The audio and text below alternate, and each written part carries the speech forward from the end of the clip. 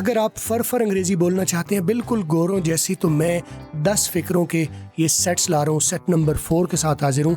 आपको फिक्रे भी मिल रहे हैं और इसमें अंग्रेजी बोलचाल की बहुत सारी बारीकियाँ आपके ऊपर मैं खोल के आपको सिखाता हूँ। आप मुझे फॉलो कर लीजिए और सब्सक्राइब कर लीजिए ताकि वीडियो आपको मिलते रहे।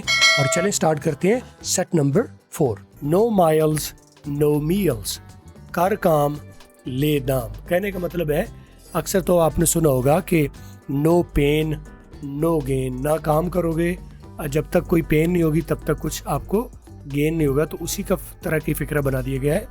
नो माइल्स यानी कोई सफ़र नहीं करोगे, नो मील्स तो कोई खाना नहीं मिलेगा, यानी करोगे तो मिलेगा, इसीलिए कहा गया। अंग्रेजी में उल्टा लिखा गया, यानी कर काम ले दाम, तो इसका उलट उधर लिख दिया गया अगर तुम कुछ नहीं करोगे तो कुछ नहीं मिलेगा।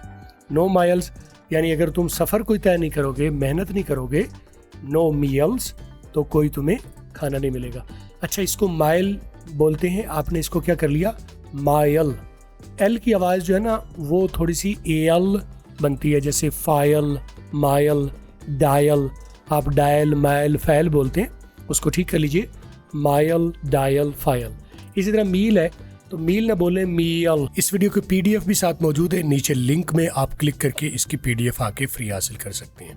आगे, नो नीड टू टॉन्ट, ताना मारने की जरूरत नहीं है, नो नीड टू टॉन्ट। आगे, it is a deserted route. Deserted का मतलब होता है वीरान, जहां पर किसी इंसान का आना जाना ना हो, बंजर, बयाबान। तो इट इज डिजर्टेड राउट, ये रास्ता सुनसान है। आगे, एज यू विश या एज यू प्लीज, जैसे आपकी मर्जी, जैसे आप चाहो। एज यू विश भी अक्सर आप, ये तो आपने सुना हुआ है एज यू विश, अब इसको आप एज यू प्लीज भी कह लें, दोनों तरीके से कहा जा सकता है।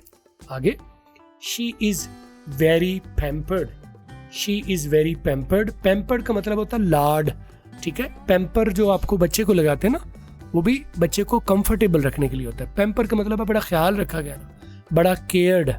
पैम्पर का मतलब है फिक्र करना, लाड करना, प्यार करना। तो पैम्पर इसी वर्ब से निकला है, पैम्पर, पैम्पर्ड, पैम्पर्ड, इसी से वर्ब से ही एज ए नाउन इस्तेमाल कर लिया। वो वाला कपड़ा या वो वाली जो बनाई गई है पहनने के लिए, वो जो चीज़ वो पैम्पर करती है, बच्चे को कंफर्टेबल करती है। यानी अगर उसको उसके जो है वो यूरिन भी आता है तो वो भीगने नहीं देती, वो जज़ब कर लेता है, तो बच्चे को कंफर्टेबल फील करता है। तो पैम्पर्ड का मतलब कंफर्टेबल, रिलैक्स, केयर्ड और वेल टेकन केयर ऑफ। आगे, what are you up to. What are you up to का मतलब है तुम क्या करने वाले हो। What are you up to का मतलब है किस चीज की तरफ ध्यान है, क्या करने लगे हो। अप टू का मतलब है ready to do, right. What are you up to का मतलब है what are you ready to do. Up to का मतलब आपने क्या निकाल लिया, रेडी टू डू। और मैं ये बार बार आपको बता रहा होता हूँ कि आपने मतलब लफ्जों में नहीं निकालना, मतलब हमेशा आपको कॉन्टेक्स्ट में होता है। जब पूरा एक सिचुएशन होती है ना, फिक्रे का अगला हिस्सा, पिछला हिस्सा, उन सब चीज़ों को मिलाएं तो मतलब आपका तब डिफाइन होता है। अप का मतलब अलग है, टू का मतलब अलग है, लेकिन अप और टू को अगर मिलाया जाए तो इसका मतलब बदल जाएगा। जब what are you up to लगाया जाए तो फिर इसका मजीद और मतलब बदल गया। अब यहाँ पर इसका मतलब है अप टू का मतलब ready to do, what are you ready to do. आगे, टॉक सेंस। टॉक सेंस का मतलब है अकल की बात करो, कोई ऐसी बात करो वो कोई समझ वाली बात करो, कोई ऐसी बात करो जो अकल तस्लीम करती हो।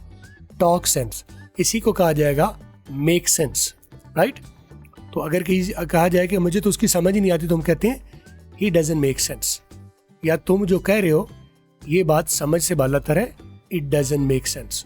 तो टॉक सेंस, मेक सेंस, दोनों का मतलब है कोई अकल नो हथ मार, अकल वाली बात करो, ठीक है। Okay, come on alternative days, ठीक है, एक दिन छोड़ कर आया करो। अल्टरनेट का मतलब वैसे होता है मुतबादल, तो यहाँ पर मुतबादल का मतलब यहाँ पर है कि एक दिन आओ तो फिर एक दिन छोड़ दो फिर आओ। अल्टरनेटेड डे, एक दिन छोड़ दो एक दिन आ जाओ।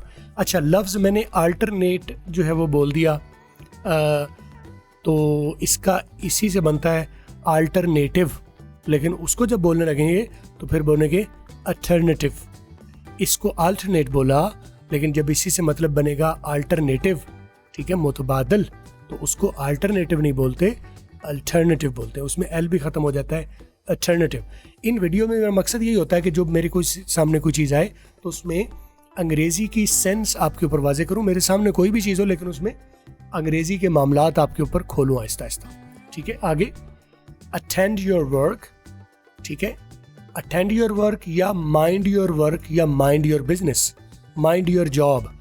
इसीलिए कहा जाता है इसके लिए कि माइंड योर ओन बिजनेस, अपने काम की तरफ ध्यान रखो या अपने काम से काम रखो। अटेंड योर वर्क ये भी ठीक है, लेकिन इसके लिए माइंड योर बिजनेस। पॉपुलर तरीन फिक्रा इसकी जगह क्या है, माइंड योर बिजनेस। ये तो बता दिया, लेकिन मैंने कहा ना कि मुझे बहाना ही चाहिए होता है। कोई एक चीज़ मेरे सामने आती तो उससे मिलती जुलती जितनी भी रेलेवेंट चीज़ें वो आपके सामने में बता दो। अटेंड योर वर्क को आप दूसरे तरीके से कैसे कहोगे, माइंड योर ओन बिजनेस।